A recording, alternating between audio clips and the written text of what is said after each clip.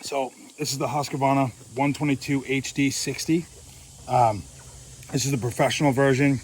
It is a, I think, 22 cc engine. It's very, very quiet, unless you're up here like this. You can see the exhaust port where it comes out. Here's the exhaust.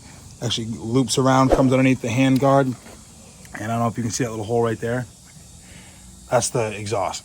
Kind of a funny place to put it when you're kind of right here, just blowing hot air on shrubs. God forbid they were dead. That would really suck. But they're about as light as the Echo HC 2020s, and those are smaller. This is a 23.2 or something inch blade. You can also pull this trigger right here and rotate these. It stops there, it stops at an angle, and you can go all the way back. That's really handy for when you're going underneath things like this. Instead of having to, like, you know, torque your wrist like all the way over like this and kind of not get where you're supposed to be getting, you can just bring it over here and really get under nice.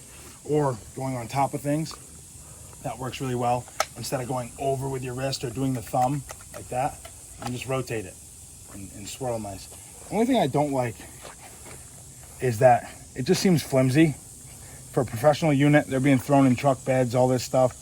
There's a little hanger right here, you can hang it. I just wouldn't want to do that. Maybe that's just me though. It seems like the plastics on these have been upgraded since a couple years ago. The Husqvarna made these plastics that would get really dry rotted in the sun. But another good thing is you don't really feel any vibration because these are mounted on springs. Excuse me. Inside here, there's springs, and I don't know if you can see when I compress that. It's kind of hard to show you, but kind of like a chainsaw is for the vibration. It's got the oil ports for the gears. Just put your oil in there. I always keep degreaser and like bar oil for a chainsaw. You get all this gunk that builds up. Another thing you got to think about if you're going to buy hedge trimmers is whether or not you want a guard. Some of them, like the Echo HC 2020s, come with a plastic guard right here, so that when you go to rest it on the shrub or the hedge, it doesn't sink in too far and you don't really get any accidents. So you can always take that off, but I like these. They're really nice. I'll show you how they cut. To start it, you prime it a few times right here, pull the choke out. Not a big fan of this choke because you kind of like hurt your thumb to pull that out.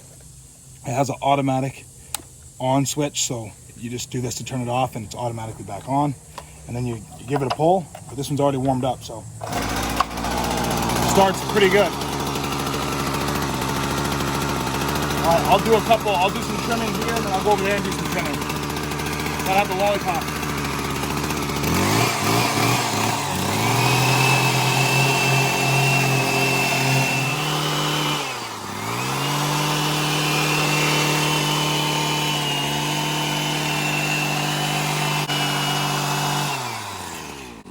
So it cuts really nice on fine leaf things like this with small branches. Let's take it to something a little bit bigger. Some podocarpuses. Oh, great, myrtle's doing really good. Yeah, sorry for the lighting, but you can see all this new growth. Now, podocarpuses is always like a really good test of how sharp a blade is, because you know you're always gonna have to go back and forth. But if you can go by once and cut like 80%, 90%, you got a good tool.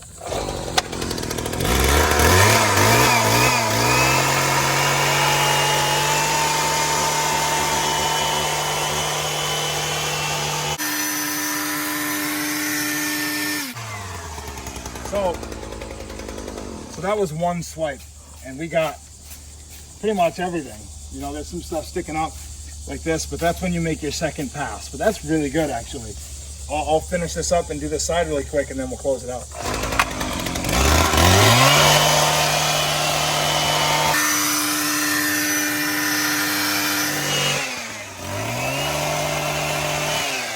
So when you're gonna do the side, this is when the handle really works.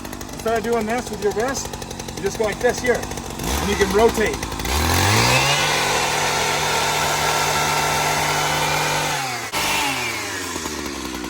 I mean, these do a really nice cut. Look down right there.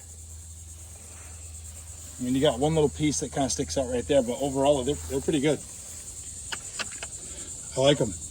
These are the Husqvarna 122 HD 60.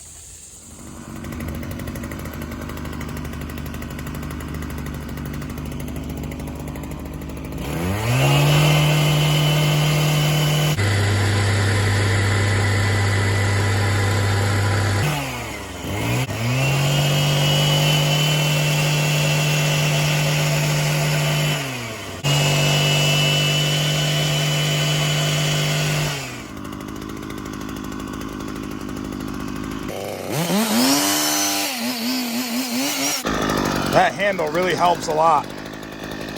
Cutting vines is always kind of another true test, just like viburnums and ligustrum that have the big leaf. This will kind of show you how detailed you can get, like along with trimming boxwoods. So let's start it up. Husky starts not as good as the stihls do, but it starts pretty good. Sounds like an electric car. All right, come check it out. So, a tip for maintenance, when you're cutting these off, it's very tempting to just go ahead and cut really low, but then you won't be able to vacuum it up and it'll be harder to rake. So it's a little better to take off smaller chunks so that way it's easier to rake up. Here we go.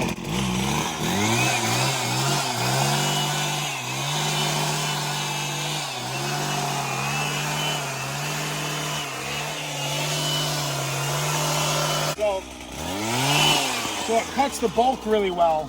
Get all this ivy out of here. Look at all that. All right, so now we're gonna shape this and we're gonna see how good these cut. So I'm reaching, so I'm gonna go ahead and turn this handle over. Actually, you know what? Yeah, I'll turn it like this. So I can pull at it like that. Here we go.